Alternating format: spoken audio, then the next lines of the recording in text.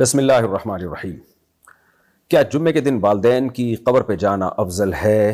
نہیں جی، ایسی کوئی فضیلت نہیں ہے، نہ جمعے کو نہ عید کو لوگ عید کے دن ماں باپ کی قبروں پہ جا رہے ہوتے ہیں، اس کی الگ سے کوئی فضیلت ثابت نہیں ہے۔ کیا شوہر بیوی کی اجازت کے بغیر اس کے مال میں تصرف کر سکتا ہے؟ نہیں کر سکتا۔ کیا عورت اپنے شوہر کو حق مہر معاف کرنے کے بعد رجوع کر سکتی ہے؟ نہیں رجوع کر سکتی، جب معاف کر دیا تو ہو گیا معاف۔ اگر طلاق کی نیت دل میں ہو مگر زبان سے نہ کہے تو طلاق واقع ہوتی ہے؟ نہیں جی، طلاق کا تعلق زبان سے ہے، دل سے نہیں ہے۔ تصویر والی کرنسی کمرے میں ہو تو وہاں نماز پڑھنا جائز ہے؟ جائز ہے، کیونکہ اس میں ابتلا بہت زیادہ ہے، یعنی اس سے بچنا ناممکن ہے۔ کیا مساجد میں سیکیورٹی کیمرے نصب کرنا شرعی طور پر، یہ جو ہے نا میں نے کہا تصویر والی کرنسی کمرے میں ہو تو نماز جائز ہے، یعنی جیسے میں نے بتایا کہ ابتلا بہت زیادہ ہے، تو جب بہت زیادہ مشکل بچنا ہوتا ہے نا کسی مسئلے سے میں یعنی بہت زیادہ مشکل ہوتی ہے اور شریعت میں کوئی واضح تعلیمات نہ ہو تو پھر اس میں گنجائش پیدا ہوتی ہے۔ تو چونکہ ویسے بھی نوٹوں کی تصویریں وہ قابل تعظیم نہیں ہوتی، تعظیم والی وہ تصویر ہوتی ہے دیوار پہ لگی ہوئی ہو یا کوئی البم میں لگائی ہوئی ہو آپ نے، تو یہ ایسے ہی نوٹ جیبوں میں گھوم رہے ہوتے ہیں، زمین پہ بعض دفعہ یعنی میزوں پہ پڑے ہوئے ہوتے ہیں، تو یہ وہی تصویر نہیں ہے جس کی تعظیم ہو۔ تصویر بنانا تو بہرحال ناجائز ہے، لیکن ایسی تصویر اگر کمرے میں ہوگی تو نماز ادا ہو جائے گی۔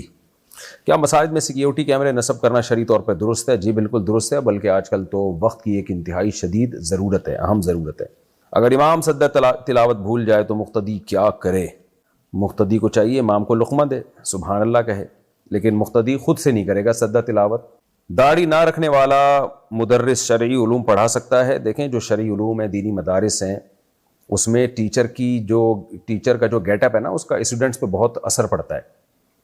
تو اگر ٹیچر ہی بغیر داڑھی کے ہے تو طلبہ پھر بے دینی کی طرف مائل ہوتے ہیں، اس لیے بلا ضرورت شدیدہ یہ کام ٹھیک نہیں ہے۔ اس سے دینی مدارس میں جو ہمارے دینی مدارس میں عمل کی ایک پختگی ہوتی ہے وہ سب کے سب ختم ہو جائے گی، تو اس لیے اس سے اجتناب لازم ہے۔ خاتون کا مائک پر بیان دینا کیا جائز ہے؟ نہیں، مردوں میں خاتون بلا ضرورت شدیدہ مائک پر اپنا بیان نہیں سنا سکتی۔ ہمیں اسلامی تاریخ میں اس کی کوئی مثال نہیں ملتی کہ کوئی خاتون جو ہے مردوں میں واز کر رہی ہو، خواتین میں واز کر سکتی ہیں۔ عورت کو جنازہ پڑھانے کی اجازت ہے؟ نہیں جناب، اس کی اسلامی تاریخ میں کوئی مثال نہیں ملتی۔ اگر یہ عمل جائز ہوتا تو اسلاف سے ثابت ہوتا، حدیث سے ثابت ہوتا۔ نکاح کے وقت لڑکی سے زبردستی ایجاب کروانا کیسا ہے؟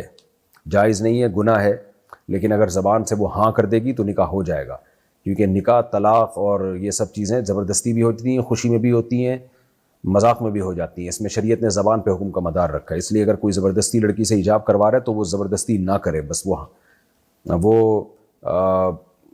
جو ہے وہ ہاں نہ کرے کسی صورت میں، ہاں کر دے گی تو نکاح ہو جائے گا۔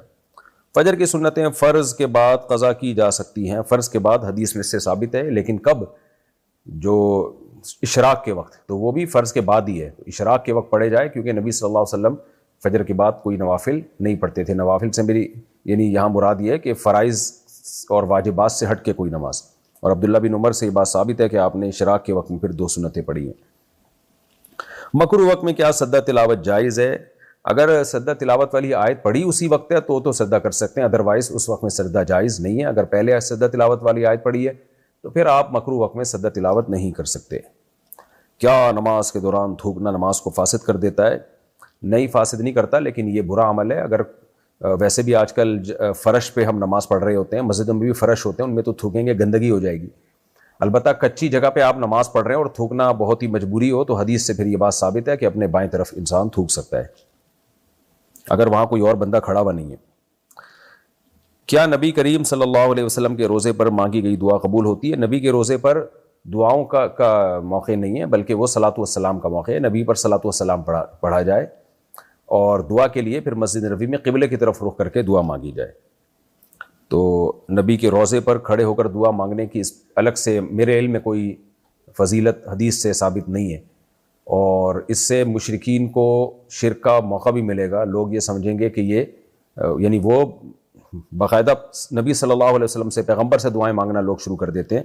تو سعودی حکومت اس بارے میں جو سختی کرتی ہے وہ بالکل شریعت کے مطابق ہے۔ تو روزے پر صرف آپ سلام پیش کریں اور نکل جائیں، باقی دعاؤں وغیرہ کے لیے مسجد نبوی اس میں دعائیں قبول ہوتی ہیں، مسجد حرام میں دعائیں قبول ہوتی ہیں۔ کیا اولاد کو وراثت سے عاق کرنا شرعاً ممکن ہے؟ نہیں جناب، عاق نہیں کر سکتے اولاد کو وراثت سے. اگر کوئی بچہ واقعی بہت نافرمان ہے تو زندگی ہی میں اپنی جائیداد تقسیم کر دیں، اور ایسی صورت میں آپ اسے محروم کر سکتے ہیں، لیکن زندگی میں دوسروں کو دے کے، ہینڈ اوور کر کے وصیت نہیں کر سکتے کہ اس بچے کو اولاد نہ ملے، اس بچے کو وراثت نہ ملے. یہ وصیت کا لدم ہوگی، اس کی کوئی حیثیت نہیں ہے.